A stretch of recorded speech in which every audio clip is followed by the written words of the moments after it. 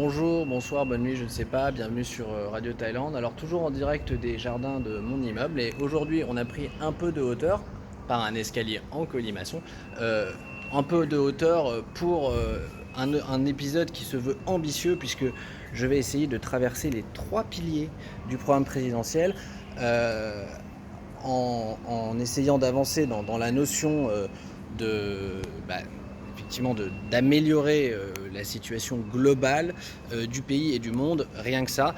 Je devais aussi préciser en début de vidéo que mon projet présidentiel n'a de sens finalement que si je suis élu largement au premier tour. Voilà. Et donc quand je parlais de début mai l'autre fois, non, il faudrait plutôt que je sois élu fin avril, quitte à avancer d'un mois mon retour en France. Mais si je ne suis pas élu avec au moins 60% au premier tour, ça ne tient pas. C'est finalement, admettons que je fais 25% et que je suis au deuxième tour, je me retirerai. Non, je plaisante, peut-être que j'irai au deuxième tour. Mais bon, dans l'idée, il faut 60%. Puisque, pilier 1, j'ai dit qu'il faut arrêter d'opposer les Français. Or, notre système d'élection à 2 tours joue sur le clivage en fait. Donc, on a l'historique clivage droite-gauche. Dans mes premières vidéos, j'ai dit qu'il faut arrêter de... Et là, on arrive dessus justement. J'ai déjà dit qu'il faudrait arrêter d'opposer, même si on ne le fait pas beaucoup, mais j'ai voulu mettre un peu en avant les Français de l'étranger. Voilà, donc je dis les Français de l'étranger, c'est les Français aussi. Il n'y a pas les Français de France et les Français de l'étranger. Enfin, il ne faudrait pas. D'ailleurs, petite anecdote, vous savez que j'aime les comparaisons footballistiques. Quand on prend l'équipe de France de football, finalement, c'est beaucoup des Français qui sont pas de souche et qui sont des Français de l'étranger parce qu'ils jouent dans les championnats étrangers. Vous voyez. Donc et là, on est content. Donc on a des Français non de souche et non de France qui sont champions du monde. Voilà. Finalement, les Français de l'étranger, vous voyez, pourraient aussi, dans d'autres domaines, si on les écoutait plus, si on les consultait plus, si eux aussi peut-être s'impliquaient un peu plus. Mais pour ça, il faudrait qu'ils soient pas systématiquement pointés du doigt comme des gens qui sont partis pour pas payer d'impôts. Bref, voilà. Français de l'étranger, Français de souche, français d'origine étrangère, j'ai déjà aussi développé là-dessus dans ma vidéo que je vous remets là si j'y arrive. Donc s'il n'y a rien, c'est normal, c'est que j'ai pas su y arriver. Voilà, sinon il y aura le truc sur quand je parlais un peu de Zemmour. Et aujourd'hui, donc je veux parler de l'opposition traditionnelle, droite-gauche, riche, pauvre, lutte des classes en fait. Alors qui aujourd'hui aussi, on l'entend beaucoup, il est sur France Culture, il est sur Sud Radio, je ne sais pas s'il est dans les médias grand public, mais il y a un certain François Bégodeau qui s'est fait une spécialité depuis quelques années de détester le bourgeois, donc voilà, bourgeois peuple. On a aussi Onfray qui va être un peu comme ça dans l'opposition du peuple et des bourgeois. Mais alors donc Bégodeau, je tenais autant, j'ai une certaine sympathie, même si parfois... Mais je garde une certaine sympathie, disons, en tout cas, j'ai pas un rejet de bloc ni pour Zemmour, encore une fois, ni pour Onfray. Alors en revanche, François Bégodeau, je tenais à t'exprimer mon antipathie. Voilà.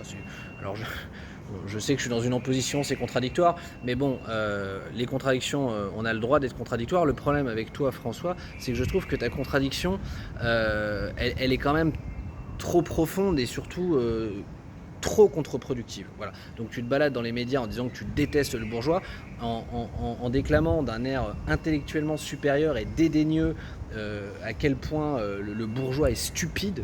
Voilà. Donc ça t'adores, le bourgeois est stupide, t'aimes pas le bourgeois. Mais donc en fait tu t'es retrouvé dans des milieux bourgeois, t'as pas aimé ces gens-là. Et donc voilà, il y a de la haine. C'est ça, voilà, c'est là que je t'exprime mon antipathie, parce que finalement il y a qu'une chose qui m'est antipathique vraiment, c'est la haine. Alors que dans le discours de Zemmour, en fait, je ne perçois pas de haine. Il n'a pas de haine pour les gens. Il a une analyse d'une situation qui fait, et là je pense ça peut amener à attiser les haines. Mais dans son discours, il n'est pas haineux. De même pour Onfray. Mais toi, François, tu es haineux dans ton discours. Tu détestes le bourgeois, ça se sent. Il y a quelque chose de gênant quand on t'écoute, vraiment, c'est pas agréable en fait. C'est pas agréable de t'écouter, mais on t'invite, alors c'est ça aussi le problème de la France, on invite des gens comme toi, alors à France Culture c'est quand même moi j'ai trouvé ça le comble de voir à France Culture expliquer en quoi le bourgeois était... Mais donc ta parade, quand on te met face à cette contradiction, puisque toi-même tu reconnais avoir certains attributs du bourgeois, donc tu reconnais toi-même être en contradiction, mais tu dis finalement que c'est de la littérature, donc derrière cette excuse littéraire, finalement, peu importe que tout ce que tu dis soit désagréable, dédaigneux, contre-productif, voilà, ça sert à quoi? Ça sert à quoi? Bon, voilà, donc ceci étant dit, je souhaiterais qu'on arrête d'être dans ces oppositions. Donc, François, tu fais partie des gens qui attisent les oppositions. Voilà, tu attises la haine du bourgeois, donc le peuple va dire ah oui c'est vrai les bourgeois sont cons, ah oui c'est vrai les bourgeois ont tout, ah oui c'est vrai les bourgeois font tout pour tout garder, et donc tu vas participer à ce que le peuple soit encore plus excédé contre le bourgeois. En plus tu mets quand même beaucoup de gens dans la catégorie bourgeois, on est vite bourgeois, hein, je veux dire pour toi pour être peuple il faut quand même... il faut vraiment travailler dans une usine, surtout pas avoir un père de je sais pas quoi, pas de référence, le peuple, le pur peuple. Donc bon, bref. Il faut arrêter avec ces oppositions, mais la démocratie aujourd'hui est un peu basée là-dessus, puisque les gens, donc c'est là que mon projet est sans doute déraisonnablement ambitieux, je sais bien que les gens votent égoïstement. Vous me regardez, vous votez égoïstement. Vous allez voter pour un candidat qui vous promet des trucs où vous vous dites c'est plutôt à mon avantage. Et le candidat, qu'est-ce qu'il fait? Il essaye d'avoir un bouquet de mesures, ou plutôt un bouquet de promesses, puisque vous savez que les promesses sont quand même rarement tenues. Il essaye d'avoir, donc ils font leurs calculs, les mecs, ils ont des équipes. Faut pas croire, ils sont pas comme moi. Ils sont pas tout seuls là comme ça, au bord d'un canal un peu dégoûtant dans une ville polluée d'Asie. Non, ils sont dans leur bureau avec leurs équipes, leurs conseillers en communication, leurs experts, pour faire le bouquet de promesses qui fait que ils espèrent plus de 20%, parce qu'on en est aujourd'hui 20% des votants, puisqu'ils savent que beaucoup de gens s'abstiennent, donc ça fait finalement quand même pas grand chose, c'est pas quand même super représentatif, donc 20% des votants c'est ce qu'il leur faut pour être au deuxième tour, et après par effet de rejet, voilà, ce qui fait qu'à ce petit jeu là, Le Pen pourrait être élu. Oui, Le Pen pourrait être élu au jeu des G20% des votants au premier tour, et au second tour, les fillonistes qui n'ont pas vraiment eu de remplaçant à leur droite dure, un tiers des fillonistes vont voter pour elle. La gauche va rester à la maison parce qu'ils en auront eu marre de voter pour Chirac, de voter pour Macron, qui les a pour le coup assez grossièrement trahis, en se faisant un peu passer pour être de gauche, alors qu'il est clairement de droite. Et donc voilà, Le Pen au second tour. Donc, second pilier, ça c'était donc en fait à force de clivage, c'est là on y arrive comme ça. À force de clivage, alors maintenant, et oui, sur Le Pen qui nous dit il n'y a plus de clivage droite-gauche, il y a un clivage mondialiste, nationaliste, en fait c'est le même clivage exprimé de manière différemment, c'est toujours le même clivage, c'est ceux qui s'en sortent le mieux contre ceux qui s'en sortent le moins bien. Donc il y a toujours le candidat qui va essayer de faire en sorte que ceux qui s'en sortent le mieux se sentent en confiance avec lui, Macron, et alors aujourd'hui il y en a deux qui se battent le rôle, Mélenchon et Le Pen, du candidat du peuple en fait, du candidat qui va donner de l'espoir à ceux qui s'en sortent le moins bien, en jouant sur des cordes différentes, mais effectivement au final en allant quand même taper dans le même électorat, le peuple, si l'on peut dire. Donc Macron-Le Pen, c'est Macron la droite et c'est Le Pen la gauche en vrai. On peut s'amuser comme ça avec les mots, mais ce qu'il faudrait c'est d'arrêter de cliver et effectivement que tout le monde se rende compte. Voilà. Deuxième pilier. Arrêtons de cliver, refaisons nation. On est tous français ensemble et ce serait le but de bosser ensemble, d'être réunis dans un projet d'amélioration collective. Voilà, pilier 1, refaire nation. Et pilier 2, reprise en main par les citoyens de leur destin. Donc c'est qu'à un moment, il ne faut pas tout attendre de l'État. Et donc on va arriver sur la notion dont on parle parfois, j'allais dire souvent, mais peut-être pas assez justement, la répartition du capital et du travail. Alors là, un peu d'idéologie. Communisme, capitaliste. Donc le communisme, c'est quelque chose qui irrigue encore quand même beaucoup les pensées de la gauche, qui était il n'y a pas si longtemps la gauche mitterrandienne, qui a trahi, voilà, bon, on va pas refaire tout ça, mais le communisme a révélé son incapacité à être mis en application. Donc pour rappel quand même, le communisme, l'idée de base, c'est de tout mettre en commun. Donc c'est de dire tout ce qui est produit, tout le produit de tout travail de tout le monde est mis en commun, le pot commun, donc est nationalisé, puisque donc ça n'appartient à personne. Tout ce qu'on produit appartient à la communauté. Mais le problème du capitalisme, c'est qu'à un moment, il faut quand même bien gérer ces choses-là, il faut quand même bien les distribuer. Donc c'est au moment de distribuer ce bien commun, il faut quand même des règles. Et qui décide, ça va être un État, ça va être un gouvernement. Et c'est là qu'on en arrive à des problèmes, parce que ce gouvernement va devoir décider beaucoup trop de choses. Il va devoir décider de tout, du prix du kilo de riz. Vous voyez, c'est lui qui va décider que le riz doit coûter tant, qu'on doit produire tant de choses, tant de... Donc, les exemples, si vous voulez, ils existent, ces exemples d'aberrations que ça produisait en Union soviétique, qu'on arrivait à produire des clous d'1 tonne, des conneries comme ça. Bon. Mais donc ça ne marche pas, c'est prouvé, c'est vraiment plus que prouvé par le sang. C'est prouvé par le sang. C'est prouvé par des drames humains, donc faut arrêter. Le communisme est une belle idée, inapplicable. Voilà. Alors ensuite, le capitalisme. Bon, le capitalisme tant décrié aujourd'hui, Heu, c'est pas tant que ça une idéologie en vérité, c'est un fonctionnement, je dirais relativement naturel des choses. C'est que si finalement en l'absence d'idéologie, donc en l'absence de gens qui cherchent à réguler la société, par, justement des moyens, collectifs, un peu forcés puisque c'est pas naturel chez l'homme, voilà, c'est quand on laisse l'homme fonctionner, ça fait le capitalisme en fait, hein. Donc ça fait des gens qui s'en sortent mieux que d'autres, des gens qui à un moment donné ont un petit pactole, un capital, parce qu'ils sont plus malins, plus débrouillards, plus travailleurs. Et à un moment donné, ils se rendent compte qu'avec ce pactole, ils peuvent aider d'autres gens à démarrer. Donc, je suis assez caricatural, mais tout le monde qui a un jour eu envie d'entreprendre, de commencer une activité économique, quelle qu'elle soit, a besoin d'argent, hein, pour démarrer. Il va falloir peut-être qu'il loue un local ou qu'il achète des premières choses, il va falloir qu'il achète des choses avant de pouvoir les revendre. Il va falloir qu'il paye des gens avant de pouvoir avoir produit quelque chose qu'il va pouvoir vendre. Donc il a besoin d'une mise de départ. Voilà. Il a besoin de capital. Et c'est là que la personne qui a déjà accumulé du capital va venir lui en proposer du capital, mais moyennant un retour sur investissement. Voilà. Donc jusque-là, tout est assez normal et toute personne qui va proposer finalement de mettre un peu en risque son petit pactole, une partie de son pactole, il est logique, elle a un risque de le perdre, puisqu'il se peut que le projet échoue.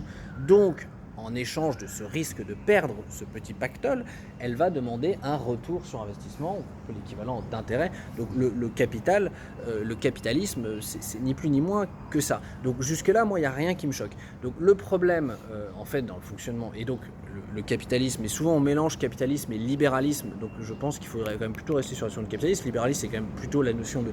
C'est plus politique qu'économique, hein, c'est le libéralisme classique, c'est la volonté de dire l'État, parce que l'État existe dans un système capitaliste, mais l'État est censé se limiter à ses fonctions régaliennes, voilà, police, justice, armée. C'est ça être libéral, c'est dire l'État n'a pas à redistribuer, l'État n'a pas... Voilà.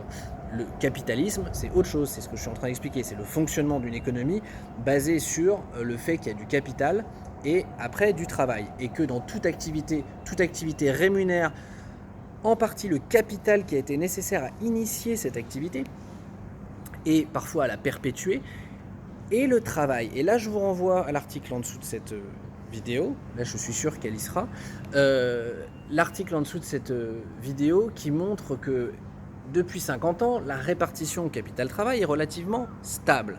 Et donc l'article va vous expliquer que quand on vous dit oui, la part du capital augmente et la part du travail baisse, en fait c'est toujours très discutable, ça dépend de la période qu'on regarde. Et j'ai regardé un autre article, effectivement, je trouve une étude de l'OCDE qui vous montre que depuis 20 ans, la part du capital, la part du travail, des revenus, distribution des revenus, la part du travail diminue, on serait passé de 66 à 61. Bon, vous voyez, mais ça dépend de la période et c'est pas structurellement incroyable. Le vrai débat, en fait, que moi j'ai eu à la fin de cet article, c'est pas finalement est-ce que ça monte, est-ce que ça descend, c'est est-ce qu'il est justifié. Est-ce qu'il est justifié humainement, éthiquement? On peut réfléchir, on peut poser le débat, et c'est le débat que je poserai si je suis élu président. Est-il vraiment justifié que 30% des revenus d'une activité reviennent au capital? Et le débat, il est là. Et on va pas tarder à arriver sur le pilier 3.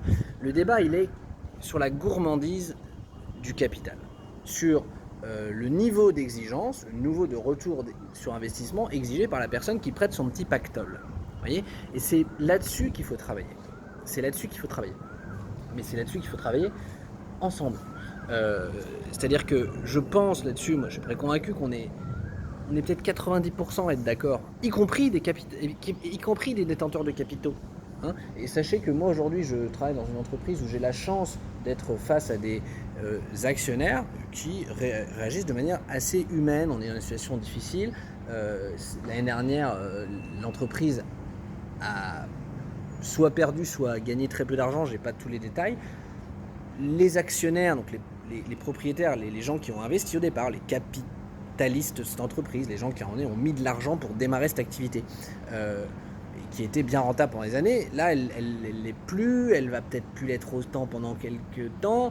Ils auraient déjà pu décider de tout arrêter. Ils ne l'ont pas fait. Alors ils ne l'ont pas fait.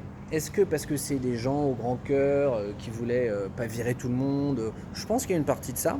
Après, il y a une autre partie, c'est qu'il y a aussi un rapport de force. C'est ça qu'il faut discuter, apprendre à mieux appréhender et pas juste comme ça avoir des Le Pen et des Macron qui passent dans les usines le jour de l'élection. Et c'est un peu ça, hein. C'était à qui se battre pour aller parler le premier aux gens dans l'usine qui allait fermer. Voilà. Mais débat niveau zéro. Non, mais il y a aussi un rapport de force entre une direction et des actionnaires. D'accord ? Là, je vais pas rentrer dans l'histoire de mon entreprise, mais on peut être dans des...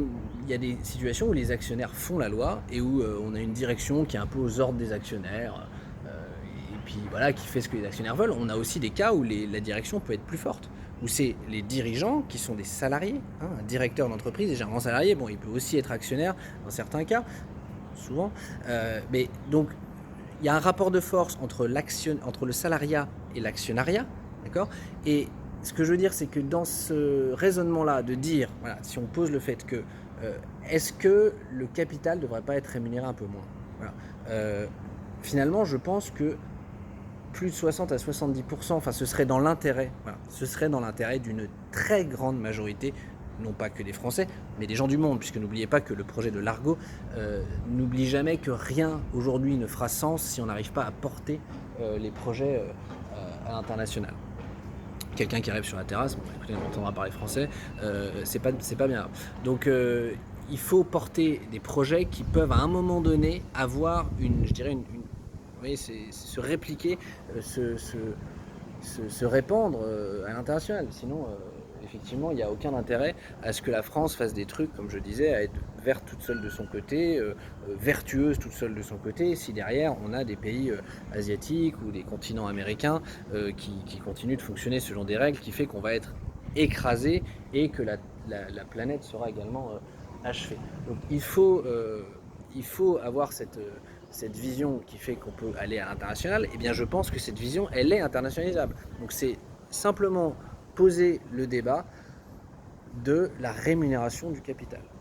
Voilà. Est-ce que c'est normal que le capital touche 30%? Donc moi là-dessus, mon intuition, c'est que un capitaliste, donc quelqu'un qui risque du capital dans un business, donc c'est utile, c'est indispensable. Voilà, c'est indispensable, c'est comme ça.